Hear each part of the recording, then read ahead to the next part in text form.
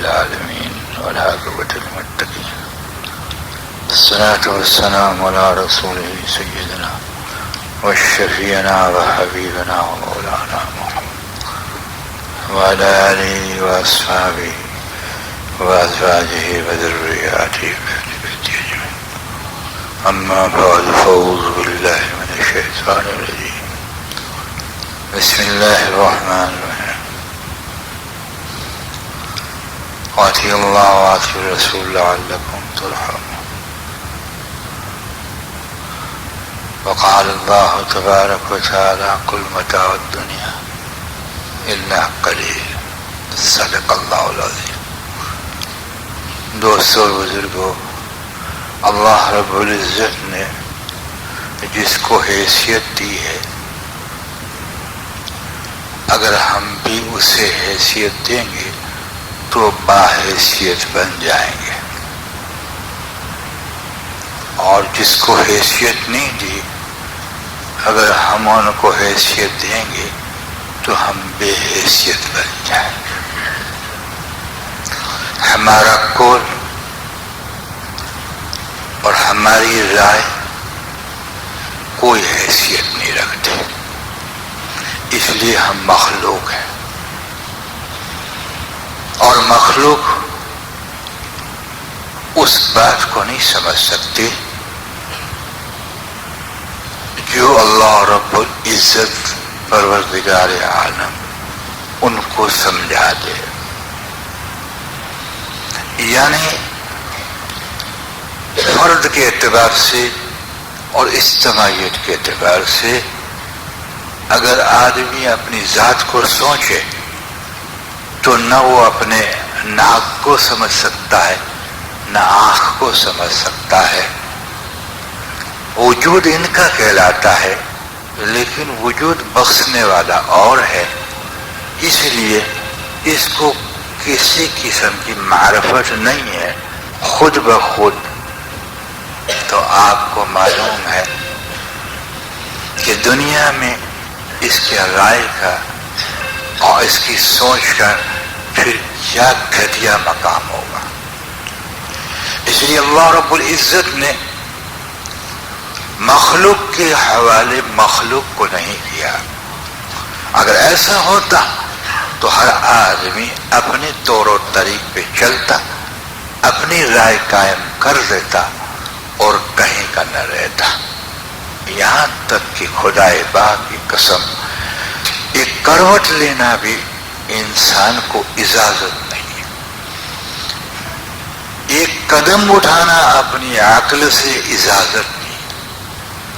اس لیے کہ اگر یہ باتیں اللہ رب العزت کے ضابطے میں نہ ہو تو پھر اللہ کا ضابطہ ادھورا ہے. اللہ رب العزت کا ضابطہ پھر ادھورا ہے. اس لیے اللہ رب العزت نے جو ضابطہ دیا ہے سنو، اس میں کروٹ لینے میں اور قدم اٹھانے میں صرف چلنا نہیں ہوتا بلکہ سنبھلنا بھی ہوتا ہے. سنبھلنے کا ضابطہ دیا ہے، چلنے کے ضابطے اپنانے سے سنبھلنے کا ضابطہ نصیب ہوتا ہے. جب اس کے ضابطے سے آدمی چلے گا تو وہ بندہ کہلائے گا، برکتیں پائے گا، خیریں پائے گا، یہاں تک کہ وہ جنت پائے گا. اس لیے جب اس مخلوق میں انسان آزاد بنتا ہے تو اس کی تعبیر یہ ہے کہ یہ غلام بنتا ہے. جب یہ اپنی ذات کو حیثیت دیتا ہے تو خدا کے آگے بے حیثیت بن دیتا ہے. جسے آج اپنے آپ کو دانشور کہنے والے اپنی ذات کو حیثیت دیتے ہیں کہ ہم انسان. معاف کیجئے گا، کس اعتبار سے انسان ہے؟ انسان کس اعتبار سے انسان ہے؟ اگر جسم کے اعتبار سے تو اس میں اس کا کوئی گزر نہیں، نہ کوئی اس میں سوچ کا دخل ہے، کسی چیز کا دخل نہیں. اگر دخل ہوتا تو اپنی مرضی کے اعتبار سے اپنا ناک بنا لیتا، سر بنا لیتا، پیر بنا لیتا. جیسے نعوذ باللہ اعاذ باللہ بعض کالے لوگوں کو یہ بات پسند نہیں کہ ہم کالے ہیں. اگر ان کو اختیار ہوتا تو کالے بنتے؟ کبھی نہ بنتے. لیکن جو کہ اس کو اس بات کا شاید پتہ نہ ہو کہ کالا پن بھی کمال ہے. کوئی مائے کا پوت کالا تو پیدا کر دے. ہم بگڑا ہوا چہرہ کہتے ہیں ہم ظالم ہیں. اس لیے خدا پاک کی قسم اللہ کی تخلیق کوئی بگڑی ہوئی نہیں ہے. جیسے مجھے کسی نے کہا کہ یہ پھل پھیکا ہے، میں نے کہا پھل کھٹا اور میٹھا بنا کر اگر پھیکا نہ بناتے تو تم اللہ پہ تنقید کرتے کہ ان کو پھیکا بنانا نہیں آئے. حالانکہ آپ کو معلوم ہے کہ انسان جب اپنی طرف جاتا ہے تو متکبر بن جاتا ہے. وہ آئینے میں دیکھ کر کہتا ہے میں خوبصورت ہوں، اور یہ اس کی ہلاکت ہے. اس لیے اس نے آئینے میں اپنی ذات کو دیکھا، اس کی تخلیق میں خالق کو نہ دیکھا. یہ بے حیثیت ہے، بے حیثیت، اس کی کوئی حیثیت نہیں. اس لیے کہ اس میں اس کا کوئی دخل نہیں. اس کی حیثیت اس وقت قائم ہوتی ہے جو اللہ رب العزت نے اس کو جسم عطا فرمایا، اور جسم کا اندر کا جسم عطا فرمایا، قلب اور ان کے علاوہ روح عطا فرمائی. اس کے سامنے اللہ کی ذات اور ان کے احکامات کو حیثیت دے. جب اس کو حیثیت دے اور اپنی ذات کو بے حیثیت دے تو اللہ رب العزت بھی اس کو حیثیت بخش دے. اس کو حیثیت بخش دے. یاد رکھیے اس بات. اس لیے اللہ رب العزت نے اس کائنات کی جڑ انسان کو اشرف المخلوق بنائے. سمجھنے کا فرق ہے. اشرف المخلوق کی صلاحیتیں دی. دنیا میں جتنی شکلیں ہیں وہ اشرف المخلوق اس کی تخلیق کے اعتبار سے ہیں، لیکن کوئی اس کی تو تعریف نہیں ہے، نہ اس کا کوئی کمال ہے. پھر اشرف المخلوق کیوں کہتے ہو؟ کہ اس کو شکل تو سب سے اعلیٰ اور الفا عطا فرمائی تو یہ عطا کرنے والے کی تعریف ہے، اور اس میں صلاحیتیں اور استعدادیں رکھی جو غیروں میں نے رکھی. اگر اس کو استعمال کر کے واقعی اس کا اہل بن جاتا ہے تو یہ اشرف المخلوقات ہے. ورنہ اللہ نے قرآن میں کہا ہے کہ انسان جانور سے بھی بدتر. فرعون بھی تو شکل لیے ہوئے تھا، ساری چیزیں بھی لیے ہوئے تھا، جیسے ہماری شکل و صورت ہے. مصابت ان کی بھی شکل و صورت تھی. نمرود بھی ایسا تھا. بڑے بڑے ظالم لوگ بھی ایسے ہیں، لیکن اس سے اس کا مقام کوئی قائم نہ ہوا، اس لیے کہ اس میں انسان کا کوئی دخل نہیں. انبیاء علیہ الصلوۃ والسلام کو اللہ پاک مصابت گو مقابل ان کی شکلوں میں نہیں آ سکتا کوئی، لیکن مصابت ضرور ہوتی ہے کہ ان کے بھی دو ناک ہوں یا دو زبانیں. ایسا نہیں ہوتا. لیکن وہ ماشاءاللہ محبوب تر کیوں ہے؟ اس لیے کہ ان کو بھی اجازت نہیں ہوتی کہ اپنی مرضی سے پیر کو اٹھائے اور اپنی مرضی سے جسم کو استعمال کرے. کسی نبی کو بھی اپنی مرضی سے جسم کو استعمال کرنے کی اجازت نہیں. حد ہو گئی. یعنی کسی نبی اور کسی رسول کو، رسول اس کو کہتے ہیں جس پہ کتاب نازل ہوئی. اللہ نبی کی معنی ہوتی ہے خوشخبری دینے والا، رسول کی معنی ہوتی ہے بھیجا ہوا. اس کو بھی حق نہیں پہنچتا. اب نتیجہ کیا نکلا کہ انسان شکل کے اعتبار سے انسان ظاہر میں کہلاتا ہے اور صفات کے اعتبار سے انسان باطن میں کہلاتا ہے. اور انسانیت ہی صحیح معنوں میں انسان کے لقب میں آتی ہے. اور اگر وہ نہیں دوستو بزرگوں تو معاف کرنا، اللہ پاک نے اس کو جانور سے بدتر کہا ہے. اس لیے آپ کو معلوم ہے پرستش تین قسم کی ہے. ہم یہ سمجھتے ہم اللہ کو پوچھتے ہیں، الحمدللہ کوئی شک نہیں کہ ہم ظاہر میں سجدہ کرتے ہیں، لیکن اگر ہم اپنی تعریف رکھتے ہیں اور اپنی بڑائی رکھتے ہیں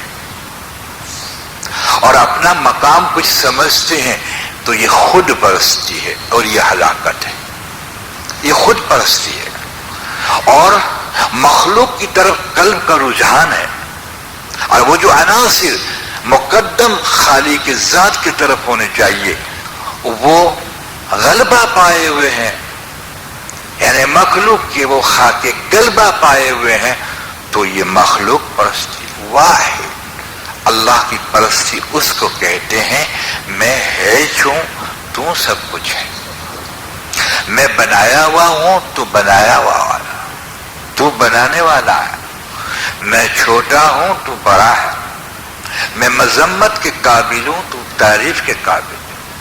یاد رکھیے دوست، بندگی رنگ نہیں لاتی جب میں پن باقی رہتا ہے، بندگی رنگ لاتی ہے جب تو من پیدا ہوتا ہے۔ اس لیے ہم نے بندگی کو سرسری اعتبار سے لیا اور نہ صرف اپنی ذات پہ نگاہ رکھی بلکہ بندگی پہ بھی نگاہ رکھی۔ انا للہ و یہ سر اور خدا کی ذات یہ مستحق ہے، یہ سر اللہ کے سامنے جھکانے کا، جس میں گندے خیالات بھرے پڑے ہوں، جو اربع عناصر آگ ہوا مٹی پانی سے مرتب ہو۔ اس لیے حضرت باعزید بستامی رحمۃ اللہ علیہ جب نماز پڑھ لیتے تھے تو دونوں ہاتھ سے اپنے چہرے کو چھپا لیتے تھے۔ کسی نے پوچھا حضرت یہ کوئی شریعت کا عمل ہو تو ہم بھی کریں کہ نہیں؟ شریعت کے باہر بھی نہیں ہے یہ، اور مطلق شریعت بھی نہیں ہے، روشنی میں ہے، اس لیے کہ سلام پھیر کے اعلیٰ کے سلطان العارفین تھے، جب پھرتا ہوں تو مجھے حیا آتی ہے کہ اللہ کہیں میری اس نماز کو میرے چہرے پہ نہ مار دے۔ یہی قبول ہوتے ہیں، ہاں یہی قبول ہوتے ہیں۔ تو معاف کیجئے گا، جب انسان اپنی ذات کی طرف آتا ہے تو آپ کو پتہ ہے اپنے عمل میں بھی تکبر کو لیتا ہے، اپنے عمل میں بھی میپن کو لیتا ہے، اور دکھاوے یعنی ریاکاری کو لیتا ہے، اس لیے کہ اس نے اپنے آپ ذات کو بے حیثیت نہ قرار دیا کہ میں بے حیثیت ہوں۔ اس لیے قدرت کا کمال دیکھ لیجئے کہ اللہ رب العزت نے انسان کو کھڑکھڑاتی ہوئی مٹی سے بنایا، تین جس کو کہتے ہیں، مٹی سے بنایا، سونے سے نہیں بنایا، چاندی سے نہیں بنایا، سمجھے گئے؟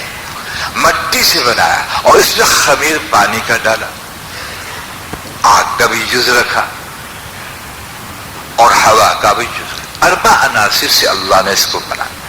اور یہ سارے عناصر سفلی ہیں، کوئی علوی کی طاقت، اس میں کوئی عناصر جنت سے تعلق نہیں رکھتا۔ آگ بھی سفلی ہے، جنت میں آگ تو نہیں ہوتی، میاں آگ ہوتی ہے، اور آپ کو جنت میں ہوا ہوگی تو اس کا تذکرہ چھوڑ دیجئے، ہوا بھی انسان کو تکلیف پہنچاتی ہے، جب زیادہ ہوا ہوتی تو چبھتی ہے، جیسے آپ بستر پہ سوتے اور پنکھا زیادہ چلا دیں تو جیسے گدگدیا کرتا ہے، زیادہ نیند ہی نہ آئے، اور اس کو لیول پہ جب نہ رکھو تو کس نے کہا کہ جنت میں ہے؟ لیکن کون سی ہوا؟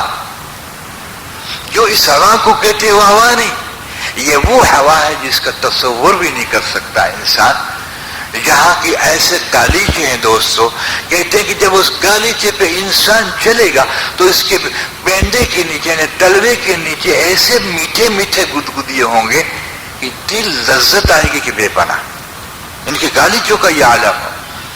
خیر میں اس رخ طرف کہاں جاؤں، لیکن میں عرض یہ کرنا چاہتا تھا کہ انسان کی اربع عناصر سارے سفلی سے،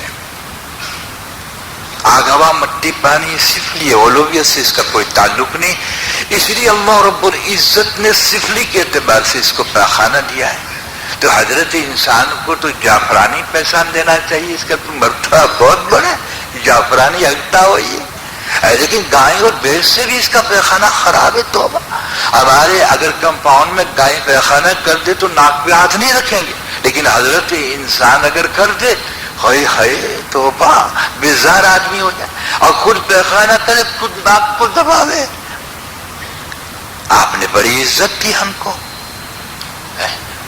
کہا عزت دو قسم کی ہے، کہ کیا کہ تم کچھ نہیں، یہ عزت ہے، اس لیے تجھے پیخانہ دیا کہ صبح اٹھ کر کہ میں کچھ نہیں، اور جب تو کچھ نہ کہے تو یہ عزت ہے، اور میں کچھ ہوں تو تکبر ہے۔ اگر تجھے بریا میں بلغم نہ دیتا اور صفرا نہ دیتا اور پیخانہ نہ دیتا اور قے نہ دیتا اور یہ تھوک نہ دیتا تو پھر تکبر میں پھولا ہی نہ سماتا کہ میں کچھ ہوں۔ اس لیے میں نے تجھے تواضع پہ پہلے ڈالا۔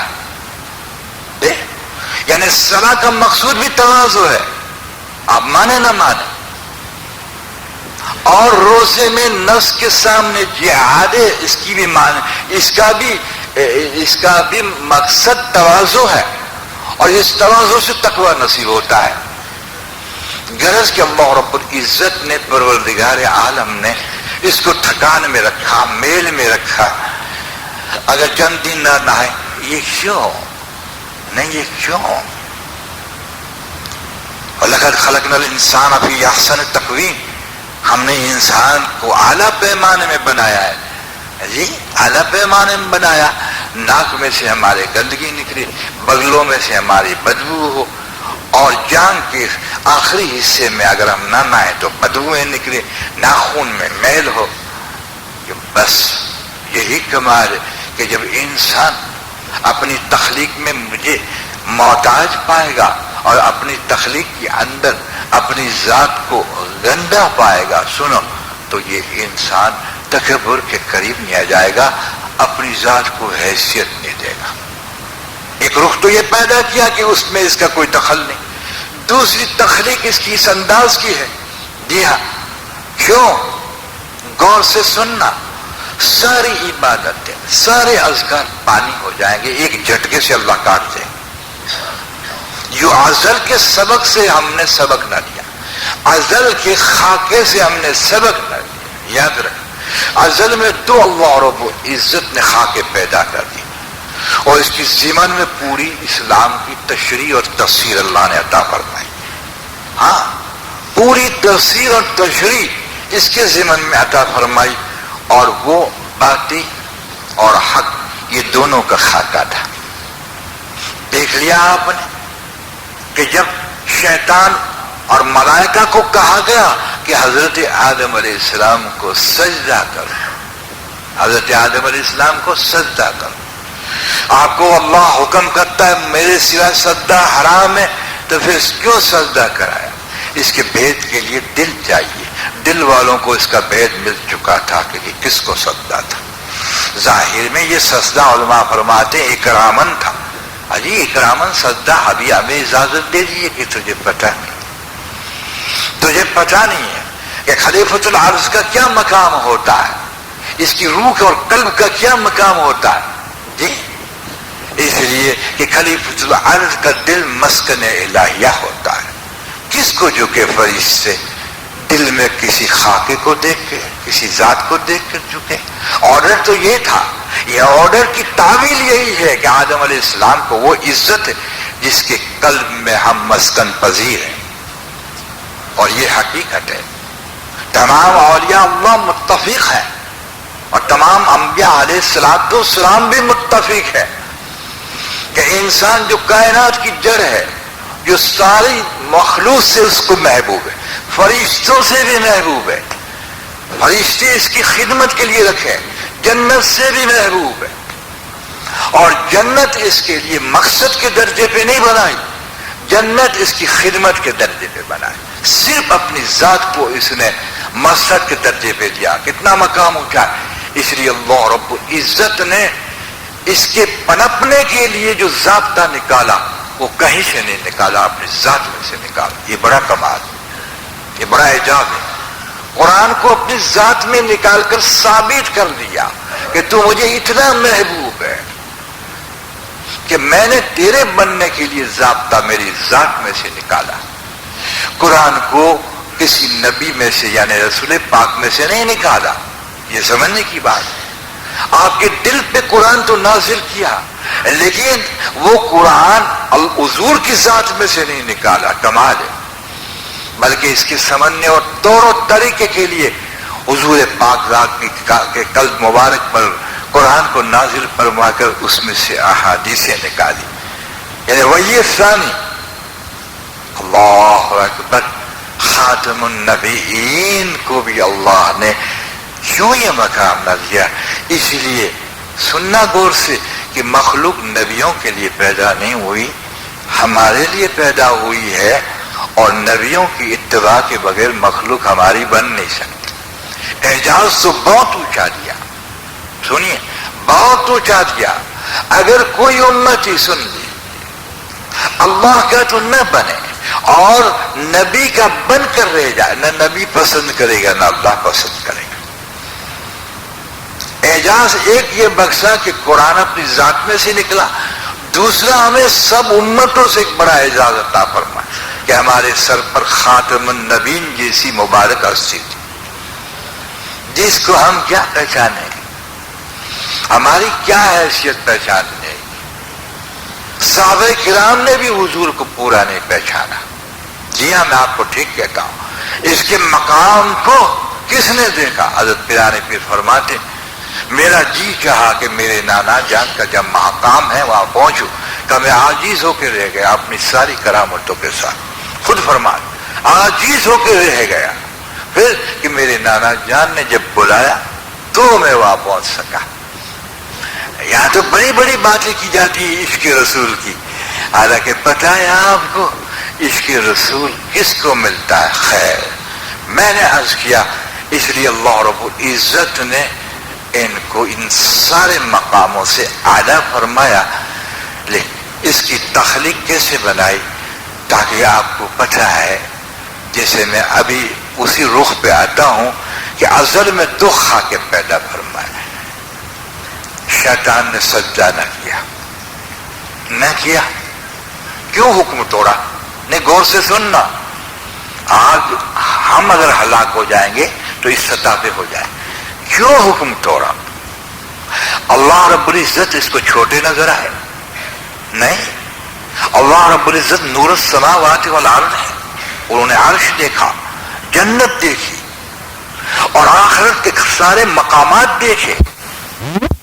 عظیم اللہ تھے اس کے آگے کہ زمین سے عبادت کر کے جبرائیل علیہ السلام سے آگے نکل گئے۔ اللہ اکبر، سارے فرشتوں کی سردار بنایا گیا، اس نے کتنی عبادت کی ہوگی، لیکن اس ظالم نے اپنے آپ کو دیکھا، اللہ کو نہ دیکھا۔ اللہ کے حکم کے سامنے اپنی حیثیت دی۔ خلقتنی من نار وخلقتہ من طین، آپ نے اس کو مٹی سے بنایا ہے اور مجھے آگ سے بنایا، میں بڑھیا ہوں۔ اپنے آپ کو دیکھا، لاکھوں سال کی عبادت ختم ہو، رادے درگاہ۔ اگر ہم نے بھی اپنی ذات کو دیکھا تو نماز روزے حج سب ضائع ہو جائے، یہ نوٹ کرنا، یہ یقیناً مانیے، یہ ازل کا سبق ہے۔ پھر کیا ہوا؟ ظالم نے سجدہ نہ کیا، سجدہ نہ کیا۔ یہی حکم جو اللہ نے دیا، مساوی حکم، کیونکہ حکم کا فرق نہیں پڑتا کہ ہم اللہ کے ایک حکم کو چھوٹا کر دیں ایک بڑا کر دیں۔ مخلوق میں اس کے درجات تو قائم فرماتے ہیں کہ زکوٰۃ غریبوں پہ نہیں ہے، وہ الگ بات، لیکن حکم کے درجے میں ہم تفاوت نہیں کر سکتے، اس لیے کہ ہر حکم اللہ کی ذات میں سے نکلتا ہے۔ چنانچہ ایک حکم آدم علیہ السلام کو دیا، لا تقربا هذه الشجرہ، اس کے شجر کے یعنی پیڑ کے قریب بالکل نہ جانا، بس۔ لیکن انہوں نے بھی حکم توڑا، حکم تو توڑا لیکن اپنی ذات کو بے حیثیت قرار دیا، انہوں نے اپنی ذات کو حیثیت قرار دی۔ جب حکم توڑا تو توڑوانے کے اندر شیطان تھا، اگر بذات خود حکم توڑ دیتے تو نبی معصوم نہ کہلاتے۔ ہاں، یہ خود سمجھ لیتا، یہ عجیب بھید کی باتیں ہیں۔ شیطان نے مرگلایا کس کو؟ ماں حوا کو۔ اس سبق نکلا کہ عورت ہمیشہ کسی لالچ میں مرد سے آگے بڑھ جاتی، اور یہ کہا کہ یہ کوئی گناہ کی صورت نہیں ہے، حجاب نورا نے اس کو بتایا، جو 1,00,000 دعوے شیطان کا جو دینداروں کو حجاب نورانی سے گراتا ہے۔ مثلاً یہ یاد رکھنا، مثلاً کوئی دیندار ہے، زنا نہیں کرتا، سننا، لیکن صدر سے نکلا یا کہیں اور جگہ سے نکلا اور اپ ٹو ڈیٹ کوئی عورت جس کے سر پر دوپٹہ نہ ہو، سینہ ابھرا ہوا ہو، خوبصورت ہو، تو شیطان کیا کر دیکھ توبہ، دیکھا ظالم ہو اس کے پشتان دیکھ لے، توبہ توبہ، اس کی آنکھیں دیکھ لے، ان کی ٹانگیں دیکھ، یوں کر کے بتا دیتا ہے۔ سمجھیے غور سے، یہ حجاب نورانی ہے، اور وہ مذمت کرتا رہے گا، لیکن اس کو پتا نہیں کہ 3-4 مرتبہ نگاہ پڑ گئی تو مذمت کیا کرتا ہے، دل میں شیائی آنا شروع ہو گئی۔ اس لیے کہ آپ کو پتا ہے کہ شر کا دیکھنا حرام ہے، پھر یہ ایسا اس کا تذکرہ ہی کیا، جسے حضرت رابعہ بصری رضی اللہ تعالی عنہا کو تابعہ تھی رحم اللہ کا ہی ایک شخص آیا، بڑھاپے میں تھی آپ، اور اس نے دنیا کی مذمت بیان کرنا شروع کر دی۔ آپ فرماتی ہیں کہ معلوم ہوتے کہ تجھے دنیا کی محبت زیادہ ہے، کہ ماں جی میں تو مذمت کرتا ہوں، کہ ہاں یہی علامت ہے محبت کی، اس لیے کہ جس سے نفرت ہوتی ہے وہ تو اس کا نام بھی نہیں لینا چاہتا، تو حجاب نورانی ہوتا ہے۔ تو ماں ہوا کے پاس پہنچا اور کیا کہا کہ اور کوئی بات نہیں ہے، کہ پھر اگر تم یہ کھا لو گے تو دیکھو کیسی جنت ہے، اللہ اللہ اس میں ہمیشہ رہو گی، یعنی اس کے قریب جاؤ گی تو ہمیشہ رہو گی۔ تو ماں نے بھی ماشاء اللہ کوئی گناہ تو نہیں کیا، آخر انسان میں کوئی اللہ نے طلب تو رکھی ہے اللہ، اور پھر جنت جیسی نعمت، اوہو جنت جیسی نعمت، کیسی نعمت آپ کو بتاؤں، بیچ میں بات حدیث شریف یاد ہے، حضور اس دن جتنے مسکرائے ہیں، یعنی اس دن اتنے مسکرائے کہ دانت نظر آئے، ورنہ حضور مسکراتے تھے تو کبھی دانت نظر نہیں، ہنسنا تو چھوڑیے، ہنسنا تو دل کو برباد کر دیتا ہے، اور ہنسانے والا دوزخ کے قریب، کسی مسلمان کو ہنساتا ہے نا جو، وہ دوزخ کے قریب ہو جاتا ہے، حدیث شریف میں آتا ہے۔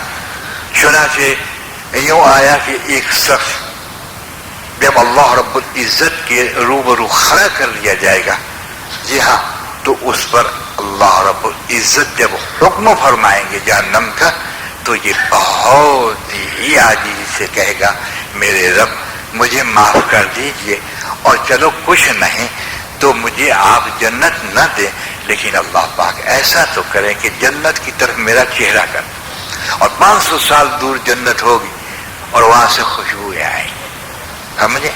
کیونکہ ابھی جنت اندر آئی نہیں۔ یہ رات دن کے گورکھ دندے جو میرے ہوتے ہیں یا جس کے بھی ہوتے، میں اپنے پہ لوں، اس کی وجہ یہ ہے دوستو بزرگوں کہ ابھی جنت کھلی نہیں ہے۔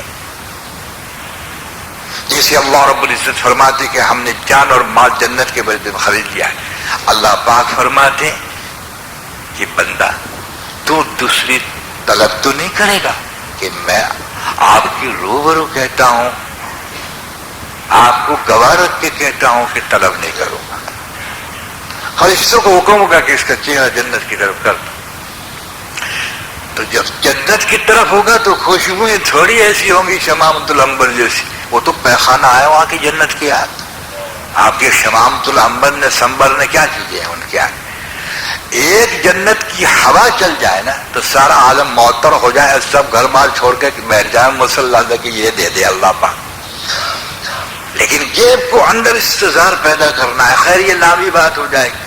چنانچہ جب چہرہ کرے گا تو اللہ کو کہے گا اللہ تھوڑا قریب کر دے، کہ تم بدل گیا کہ اب نہیں بدلوں گا، تم قسم کھلا دے، یعنی قسم دے دے مجھے میں نہیں بدلوں گا، تھوڑا قریب کر دے۔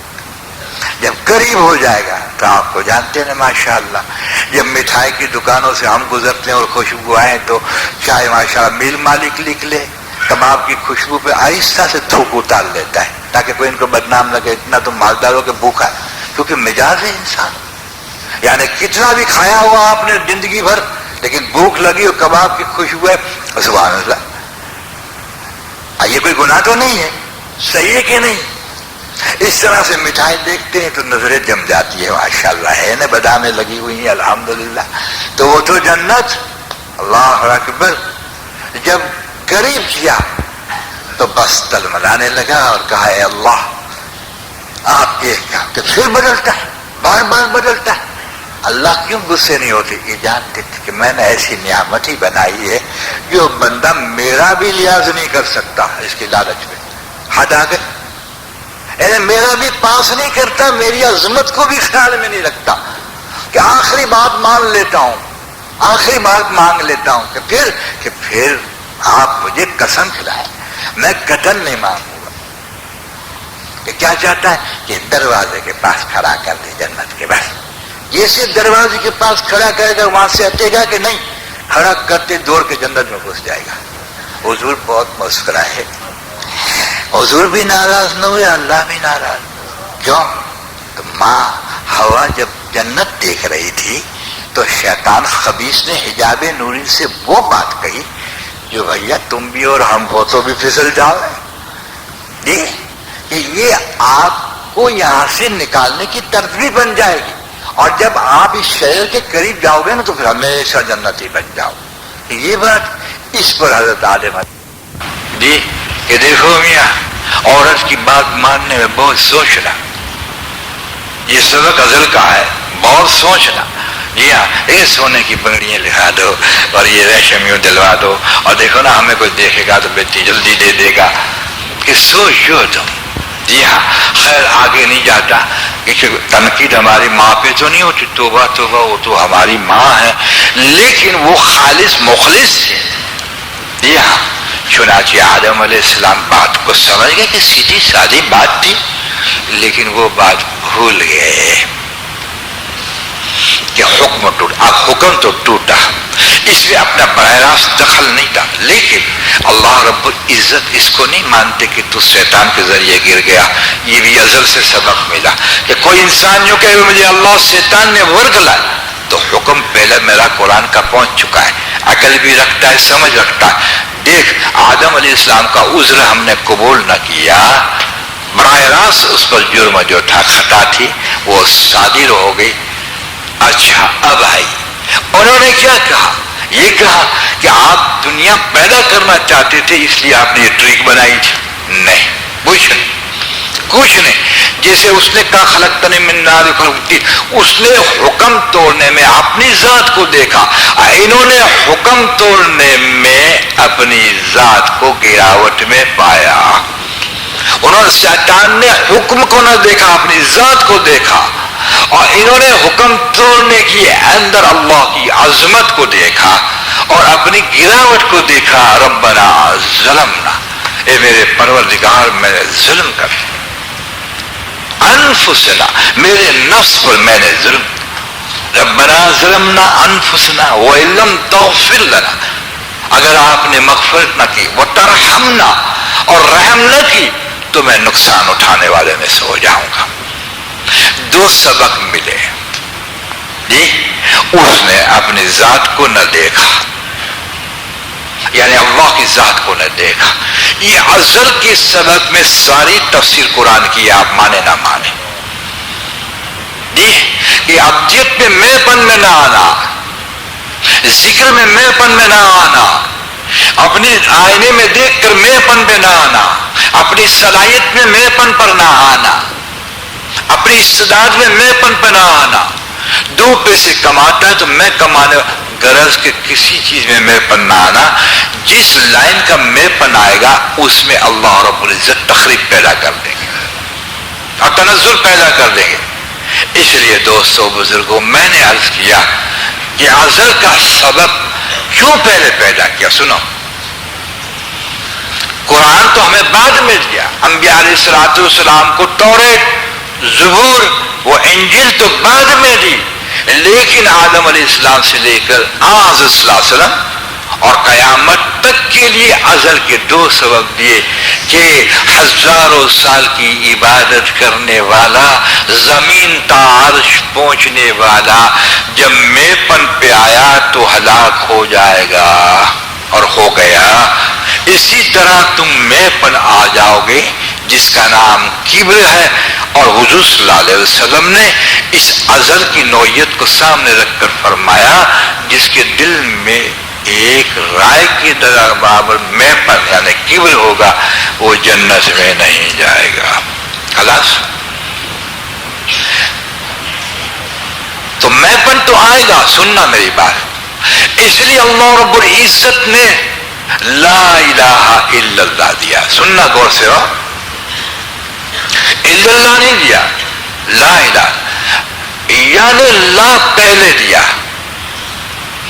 نفی کر اپنی ذات کی میرے مقابلے میں مخلوق کی، ساری صلاحیتوں کی، ساری استعدادوں کی، سارے اسبابوں کی لا نفی کر دے، نفی کر، اس لیے کہ نفی کے بغیر اثبات نہیں ملتا۔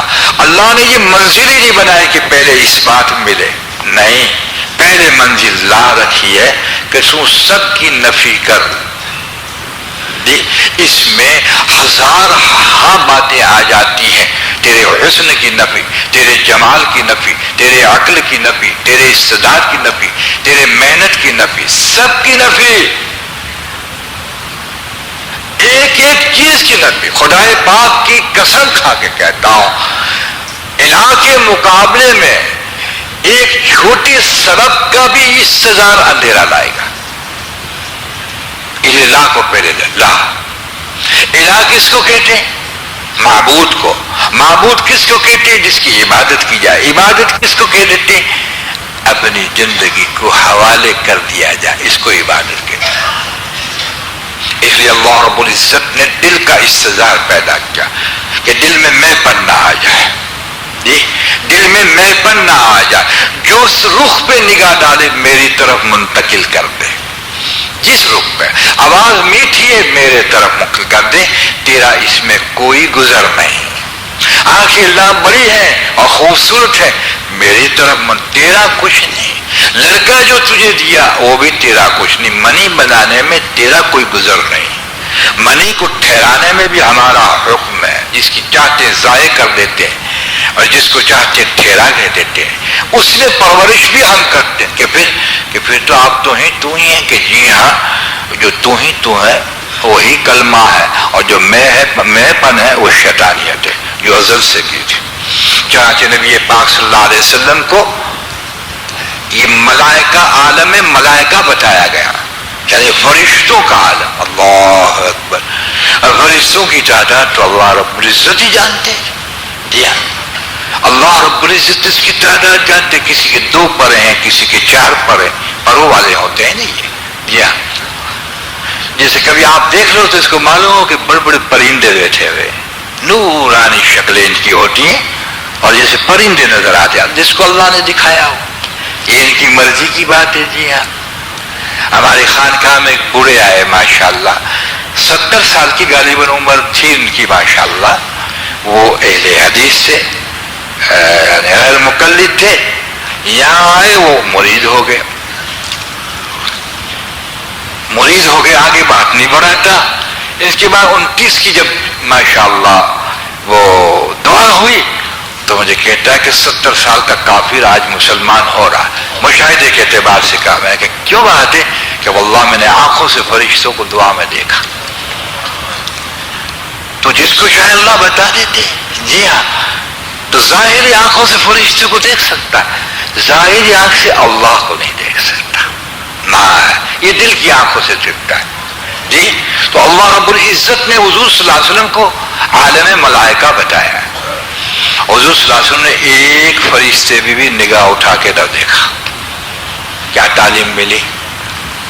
آمنت باللہ ورسولہ، آمنت باللہ وملائکتہ وکتبہ، فرشتوں پہ ایمان لانا ضروری ہے، یقین مانیے فرشتوں پہ ایمان لانا ضروری ہے، لیکن فرشتہ کی مدد مانگنا حرام ہے۔